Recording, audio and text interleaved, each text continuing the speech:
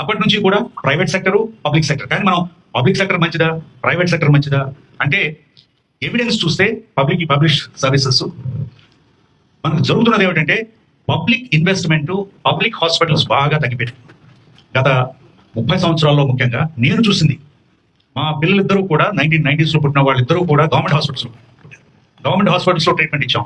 ఈ రోజు పరిస్థితి ఎట్లా ఉందంటే ఎవరు కూడా, అంటే కొంచెం డబ్బున్నా కూడా, ఈవెన్ మా డ్రైవర్ కూడా వాళ్ళ పిల్లల్ని, వాళ్ళ భార్యని కానీ ప్రభుత్వ ఆసుపత్రికి తీసుకెళ్లే పద్ధతి లేదు. దానికి కారణం ఏమిటంటే ఇన్వెస్ట్మెంట్ బాగా తగ్గించుకుంటూ వెళ్ళాం.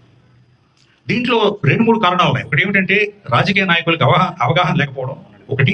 రెండవది ఏమిటంటే రాజకీయ నాయకులు, బ్యూరోక్రాట్స్ ప్రైవేట్ రంగ వ్యవస్థలో వాళ్ళు విలీనం అయిపోవడం వల్ల, వాళ్ళ దగ్గర నుంచి డబ్బుల వల్ల కానీ, లేకపోతే వాళ్లే మెడికల్ కాలేజ్ నడిపిస్తున్నారు కాబట్టి వాళ్ళకి బెనిఫిట్ వస్తుందనే ఉద్దేశంతో, ఎందుకంటే లాభమే పరమావధిగా పనిచేస్తుంది కాబట్టి ప్రైవేట్ సెక్టర్.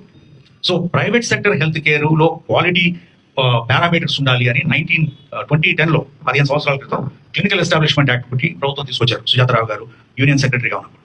అది ఈ రోజు వరకు కూడా ఇంప్లిమెంట్ చేయలేదు, రూల్స్ ఫార్ములేట్ చేయలేదు. ఆ తర్వాత మోర్ ఇంపార్టెంట్ ఏమిటంటే అవి చేసినా కూడా దాన్ని ఇంప్లిమెంట్ చేసే కెపాసిటీ, ఇంటెన్షన్, కేపబిలిటీ లేదు ప్రభుత్వానికి.